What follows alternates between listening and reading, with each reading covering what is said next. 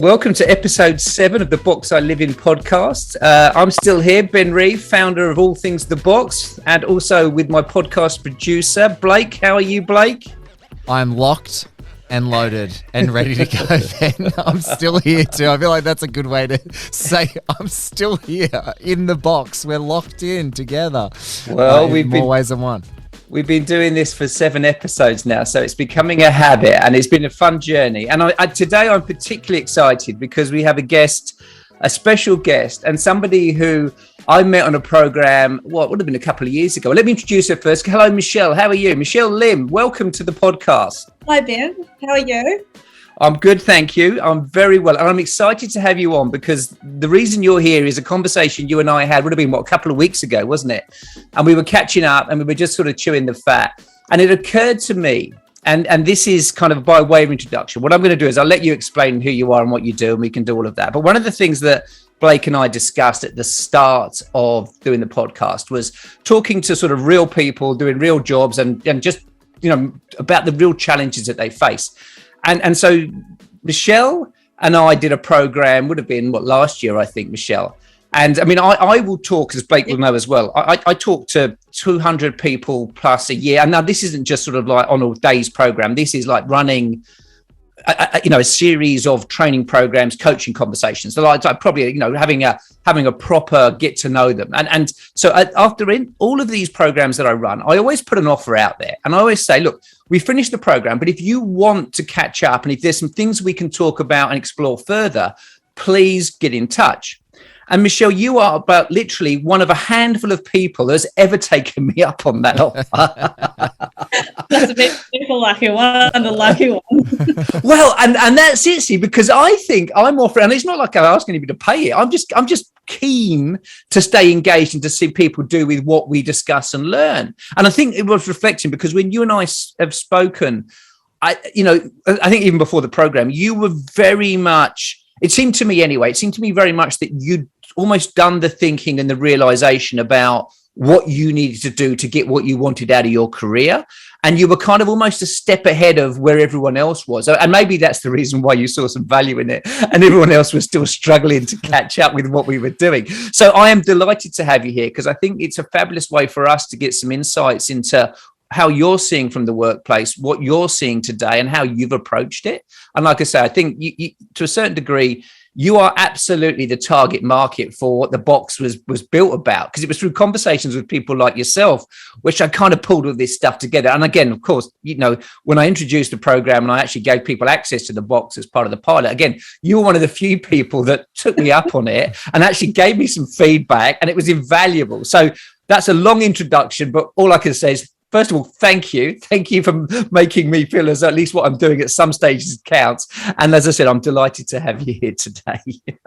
Well, thanks, Ben. It was a great opportunity. I think it was just before COVID, and we actually only had one face-to-face in-person facilitation before it went all online, and we had to sort of rethink the way things are done. And the boxes I live in was something that really resonated with me because I was trying to sort of live a life around, or creating a life around everything that was like my life, my health, my work, and what I wanted in my personal life as well as in a job and how I balance it. Whereas people sort of like think really siloed, like this is a career one, and then they don't think about, okay, your family life or like the life you want to live and the hobbies and interests you have. So for me, it was really important to set goals that would sort of balance each other out and sort of like make a decision on what I would want to prioritize. Just give us a brief potted history then of like what you do, where you've worked. You mentioned obviously New Zealand, you're now in Australia. Can you just give us like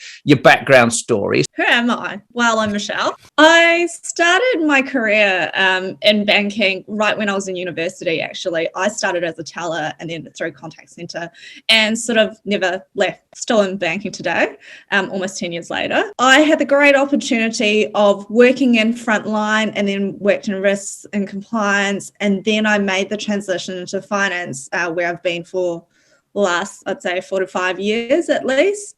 So I've had a really well-rounded understanding of banking and customers, I guess. And then I've deciding, you know what, I want to pursue my chartered accounting and go down that path of finance. And then that's how sort of moved across to Sydney, because I found a finance role here and then still stayed in bank.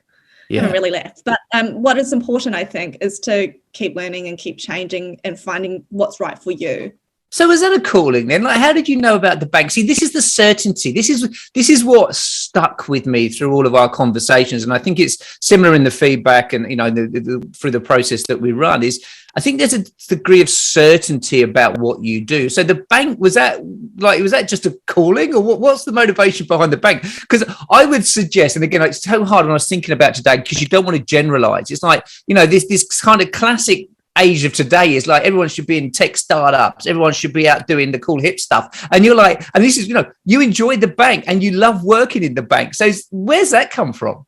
If you know what you don't like, then it's easier to try something else, and then you can decide whether you like it or not. And for me, the perception to me at the time in university was there was a lot of different sorts of roles in a bank compared to like a big four firm, which definitely appealed to me because you could always chop and change and decide what you wanted to do, but you could still stay in the one industry. When I look at a role, I'm going, what's the future of that particular role, and what are the steps after the role, and where does that lead me to? And if that's something that I'm like, no, I can't see myself doing that, then obviously I'm not going to go in that direction.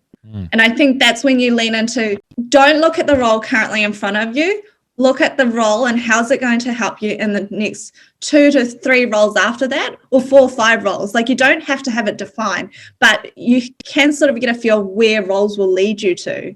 And is that something you want? Because if it's not something you want, then don't curate that life, curate something else. Now, is that because you're career minded? Like, what motivates and drives that? Because again, I don't think that's not a new trait for anybody, you know, but when you meet people like yourself, I'm always interested in whether that's like working towards an outcome, like because I don't think you are, right? I don't ever get a sense you're trying to be the CFO. You're kind of driven to do interesting things. Like, where does the motivation come from to think like this 2 or 3 steps ahead? I think I'm attracted to challenges in a role. I recall, like, when I was in call center, I was in university at the time, so I was juggling like full-time work in university, and I just couldn't believe that, you know, there were people that would work in that role day in, day out for the last 10 years doing the same thing. And, you know, after a year of it, I was bored of it. Like, I was ready for the next challenge. So for me, I think the drive is something new and exciting. I like to look for a role that's going to give me the challenge or the excitement, and it's not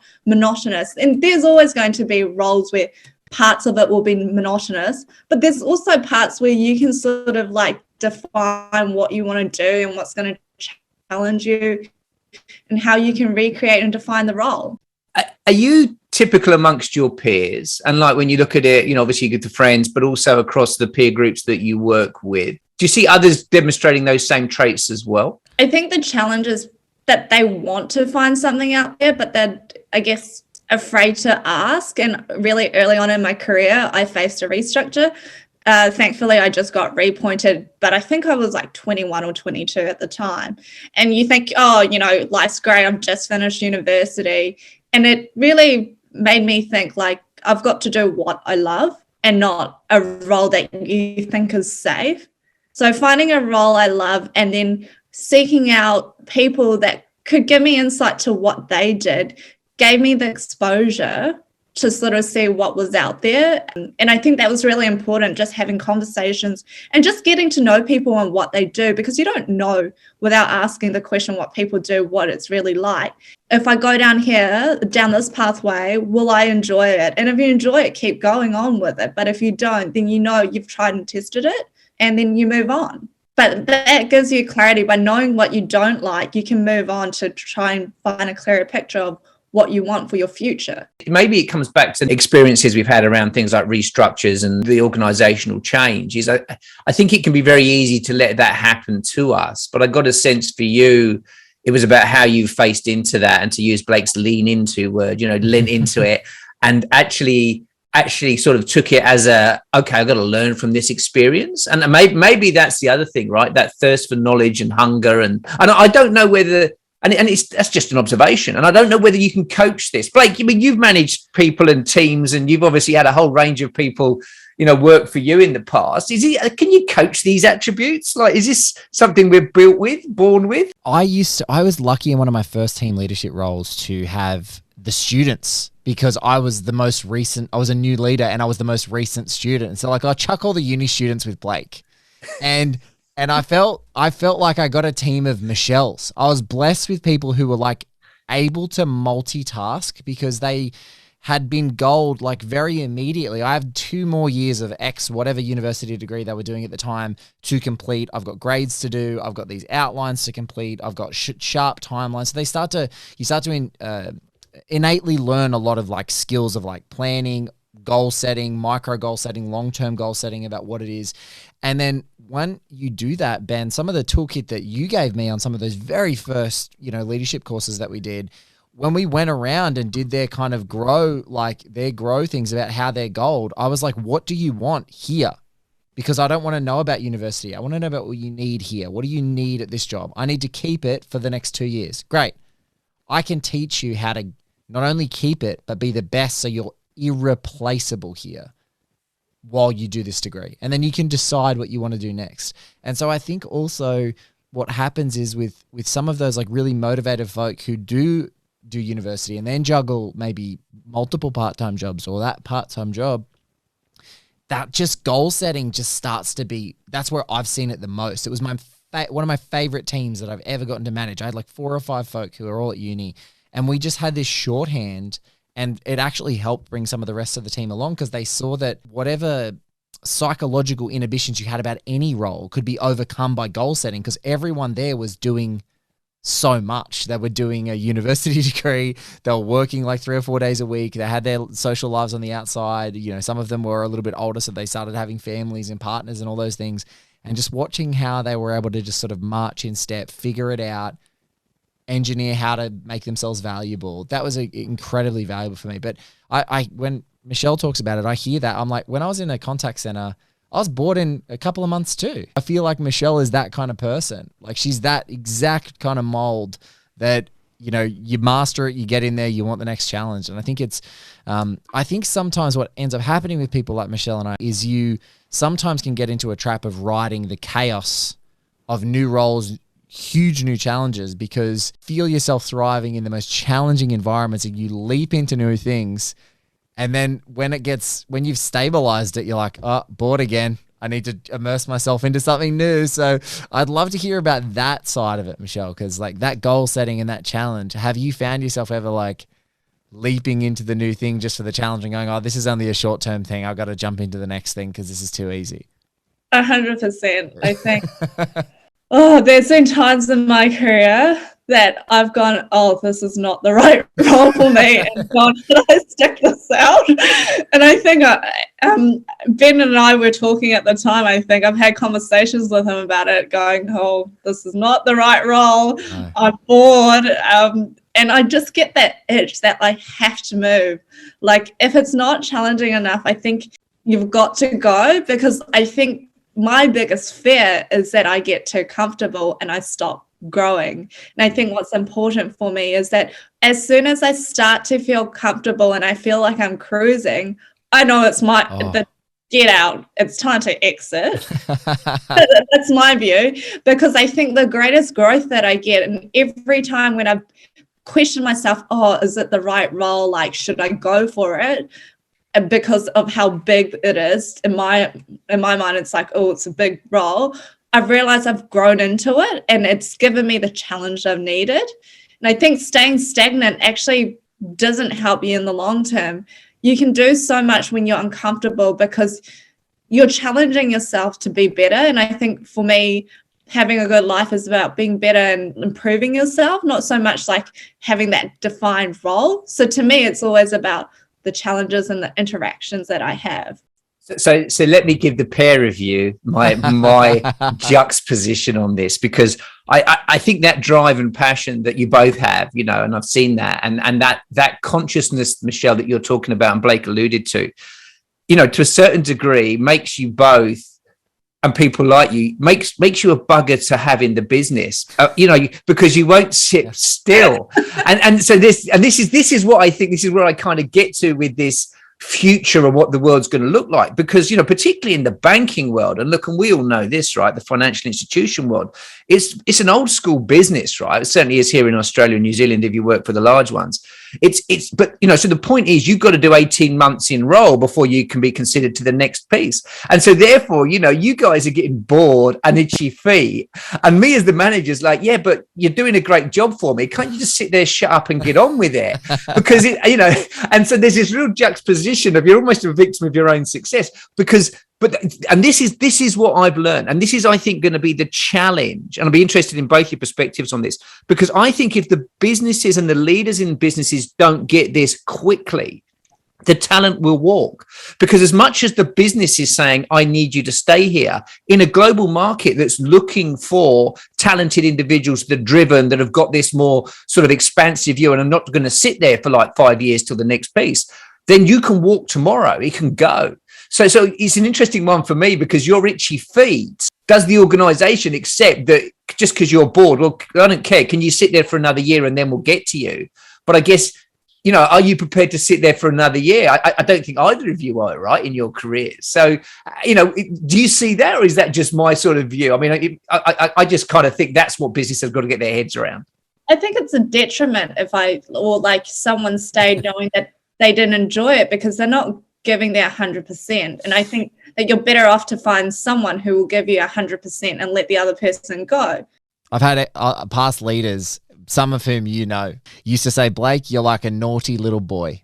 If I don't give you something to do, you get up to mischief. Because I get, you know, I start looking for things to do. And so then what would happen, it actually wasn't as much of a detriment to me, because if you found the right leader at times, sometimes you didn't have that and it was a challenge and you maneuvered, and that caused the friction exactly as you're talking about. But anytime that I had a great leader, they'd identify you as someone who thrived in those high pressure situations and actually was better in those high pressure situations than the more stagnant ones.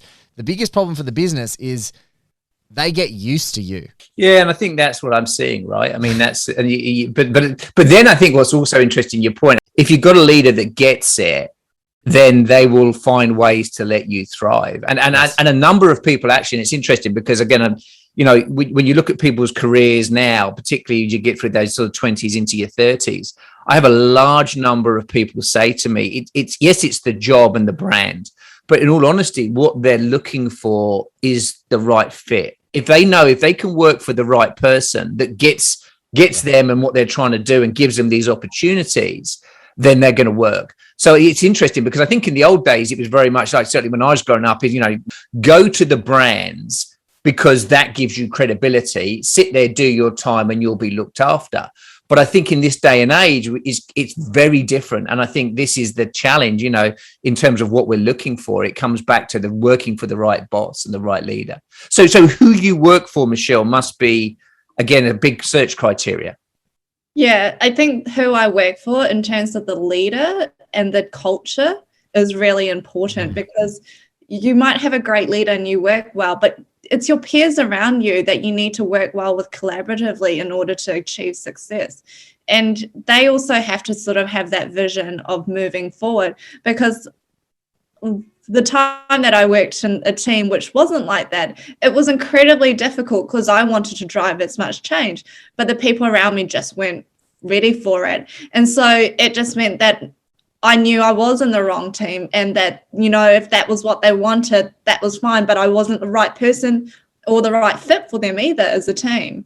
And I think that was another thing that came through from our conversation, was because, again, you know, it's very easy. And again, it's stereotypes and generalism, right? Like, and I could sit here and go, oh God, you know, these bloody people, they want everything, you know, they need to be challenged. They want to move on, you know, but I think the interesting thing is there's a lot that talk it, but again, when you live it and you also deliver. And I think that's what's interesting. It's not just about me and my job. It's the role I play in the team, and it's how we interact that actually is. And I think it's interesting because, like I said, when you talk about this, I know you believe it. I hear a lot of other people say the words, but I don't know if they back it up with action. So you get a lot of this kind of, you know, they say all the right stuff, but they don't back it up with the actions, i.e., they talk a good game, but then, you know, they're not looking out for their colleagues. They're not there at, you know, 11 o'clock at month end delivering. because they're doing other things. So, it's a real interesting one, because how do we keep people and people that want to achieve engaged? And as you said, I think a lot of it always comes back to good leadership, but also it does come back to having individuals like yourself that know what they want, which goes back to what we were saying at the beginning about having this ability, not just to tell me what you don't like, but also where you want to go. And which kind of brings me back a little bit to this idea of the box, because you mentioned a couple of times that, the career and what you do is part of a broader plan around your life and how you want to be living this. And obviously from the box I live in with the reboot diagram, which talks about the different areas, the body and soul, the mindset, skills and capabilities, and then the environment, it kind of talks to that. So I'm interested, because you were one of the few people, like I said, that picked that up when we were piloting it and actually kind of came back to me. I mean, can you just share with the listeners, but what was your experience just with the box and that reboot diagram? What was the benefit did you find of going through that? And with every role you take, I think there's certain sacrifices that you make, and does that align with the life you want to live? Because if you want free time, but you've got a high pressured role, maybe that's not the right role for you, then find a job that actually supports that. And I think for me, I knew what I wanted. I love challenge. So I needed to thrive in a high pressure environment. I like challenges. I don't like sitting there all day doing nothing, or just pressing a button or something like that, or, follow the step. It just wasn't for me. For me, it was just trying new things. And to me, that's good for my soul. But I think it all comes down to your goal or your end outcome. I understand that it's part of the process. There's always going to be things that you don't like. I'll circle back to a couple of years ago, I decided outside of my work life, I needed a personal challenge. So what did? I did a bikini show. And to me, that was incredibly challenging, because I'd never challenged myself.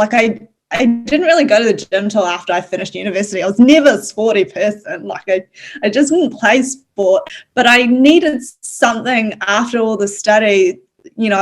I tried joining the gym and I really enjoyed it. And then you learn that there are days that you just want to eat what you want. There are days that you don't want to work out. There are days that you don't want to do your cardio, but I remind myself that I need to look forward to the end goal. And sometimes I might fall off the train, but then I pick myself back up the next day.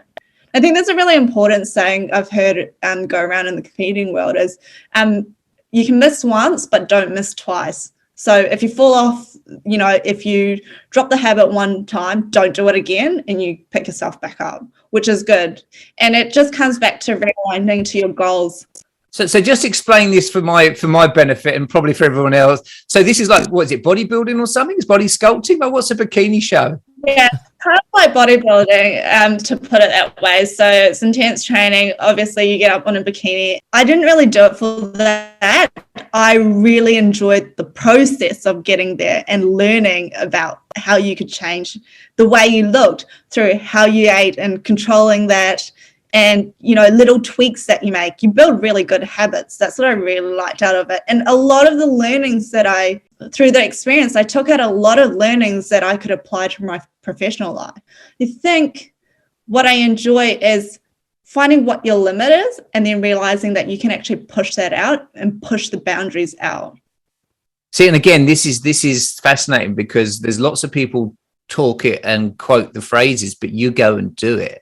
And there's and it's an interesting sort of insight into the mindset. So maybe it goes back to learning, that one to be challenged and one to be learning. And I'm conscious that we'll I just want to sort of wrap it up by thinking a little bit about the future.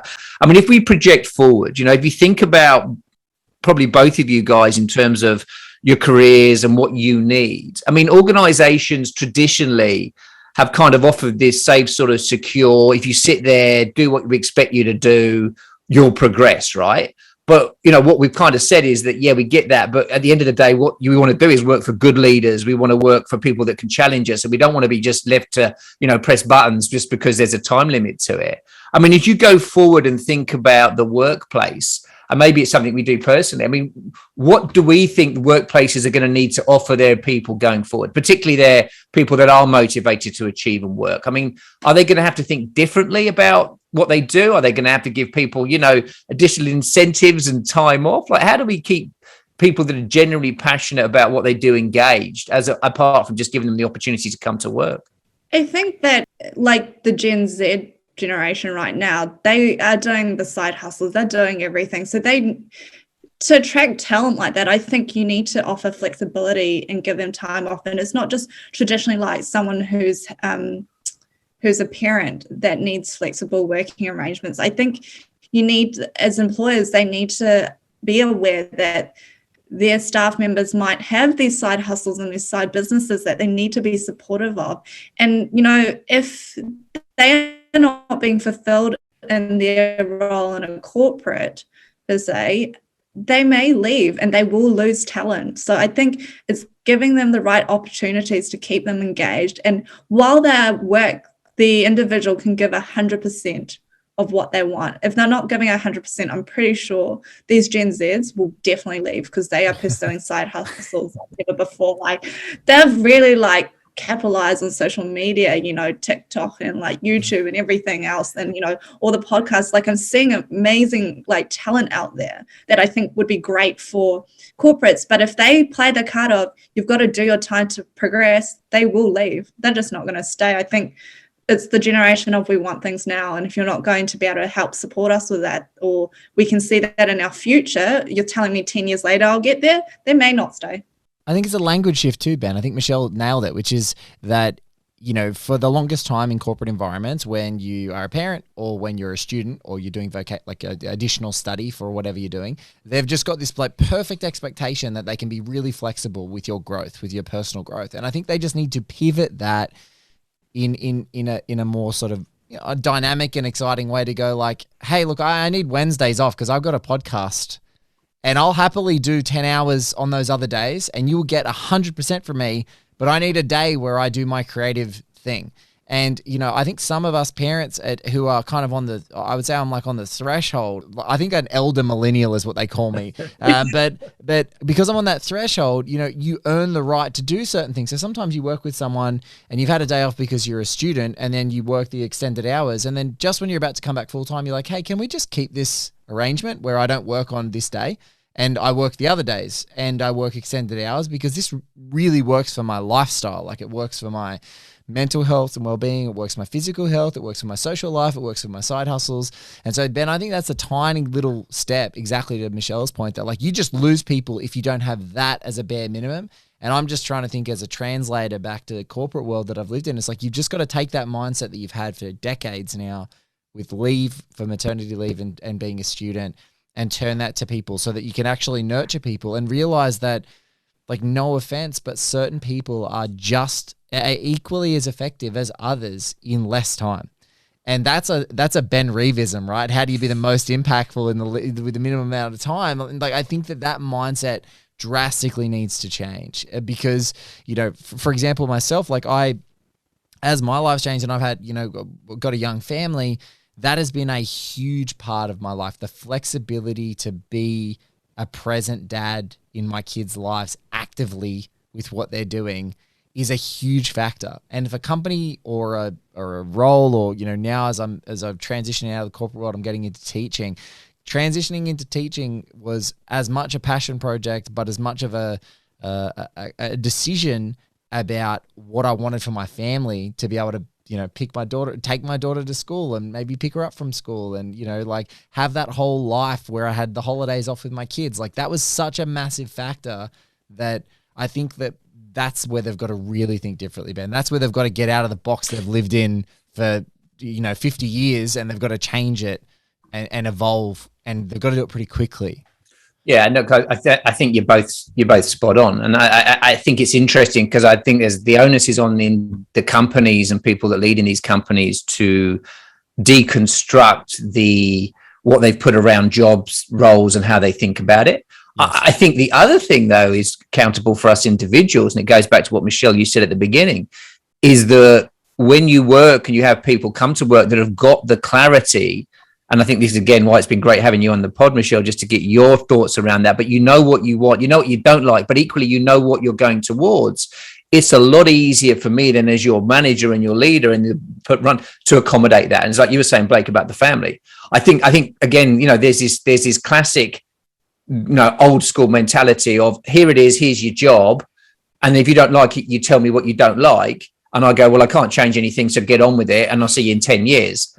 But I think if we want to keep people engaged, and like Michelle, I think your journey's been great because you've been driving it yourself, which I think is what I advocate for everybody. If you can work out what you want and you've got that drive and the passion and what makes you tick, and you can use the box and all its associated tools to kind of work out, get your head together, then you can go to an organization and say, this is what I stand for. But equally, you've got to be able to deliver, right? But equally, it's the onus then comes back to leaders to be able to accommodate that. And I think so, you start to see that the components are there, but it's how we deconstruct what we think about work is today. And I think that's only going to continue. And to your point, Michelle, I like the idea that, maybe I don't have the family unit, but I'm still going to take 2 days off because I've got a side hustle going, and I can in those 3 days be as more productive than, other people. And as a business owner, I don't care because you're delivering for me. So let's do it. There you go. Well, I have been absolutely delighted to have this conversation today because I think we've got an insight into, like I said, I think there's lots of people out there that are trying to work these things through. And Michelle, and I think from your perspective, as you said, you don't have all the answers, but you've certainly found a recipe that's worked for you. What advice would you give young graduates or people coming through? Like, what would be your sign-off bit of advice for them? What would you suggest they do? I think keeping curious, you hear that all the time, but put yourself out there. Like, actually put yourself in spots where you're uncomfortable. If you've been asked to do a huddle or lead a presentation, do it. It helps with your brand exposure. It means that over time you get more comfortable doing it and you learn something out of it. And I think what I tell to grads, whenever there's that opportunity, it may not be work related, it's probably like a social thing. I go and do it. Honestly, you'll have fun. People will get to know you. Your name will be out there, and you overcome this fear of speaking in front of people or doing one virtually nowadays. It can be quite, you could be on a call with 50 people on it, and yes, it's not in a room, but it's still just as nerve-wracking, I think. Very much so. Very good. When all is said and done, more is said than done. So it's not only talking about it, it's putting the actions in place. Whether that is, as we said, whether that's putting yourself in there in a leadership program, whether it's following your passion, your dream to go and teach, whether it's learning a new skill, it's the actions that speak louder than the words. I want to thank you, Michelle. As always, delightful to catch up. Thoroughly enjoy our conversations. You challenge me, but you keep me thinking. Ladies and gentlemen, if you are interested, www.theboxilivin.com has a whole host of resources that can help you not only understand what you don't like, also understand what you do like, and give you some tools, tips, and techniques to manage your own career. Very good. Thanks very much, guys. Cheers.